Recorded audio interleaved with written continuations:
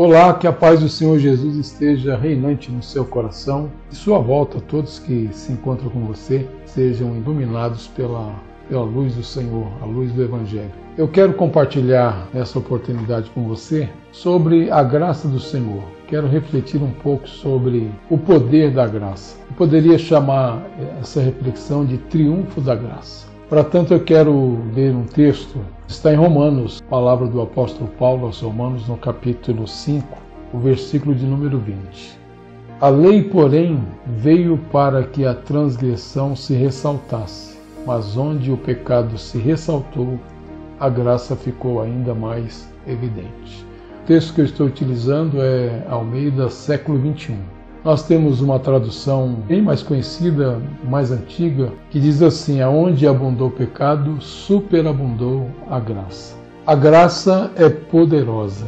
Ela é tão poderosa que, quando o apóstolo Paulo pediu para que Deus lhe retirasse o espinho da carne, que nós não sabemos exatamente o que é esse espinho na carne, a resposta de Deus para Paulo foi a seguinte: a minha graça te basta. Ou seja, dizendo que a graça de Deus lhe era suficiente. Aqui na carta aos Romanos, o apóstolo Paulo está tão envolvido com o poder da graça, ele está tão determinado em mostrar o valor da graça, que ele chega ao ponto de colocar em contraste o poder do pecado e o poder da graça. O pecado é uma realidade conhecida de todas as pessoas. O nosso mundo é um mundo caído, um mundo cheio de imperfeições exatamente por causa do pecado. O pecado é a maior desgraça da vida humana.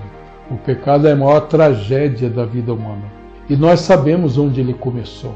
Ele teve seu início num lugar maravilhoso, o Jardim do Éden, quando o homem, por ser irresponsável, eu diria assim, ele teria tudo para manter aquele paraíso, manter aquela harmonia, mas ele agiu com muita irresponsabilidade.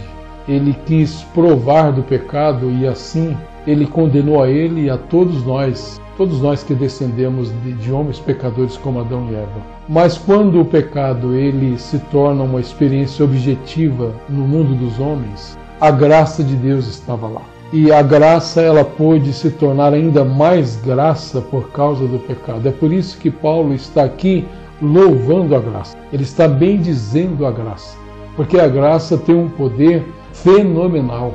Aonde abundou o pecado, superabundou a graça. Se pensássemos em categorias esportivas, nós diríamos assim: pecado versus graça. Quem ganha? A graça. A graça sempre ganha. E ganha de muito, muito à frente. A graça do Senhor, ela é poderosa. Aonde abundou o pecado, superabundou a graça. O pecado, ele possibilitou para que a graça se tornasse mais graça ainda. Irmãos, isso é maravilhoso.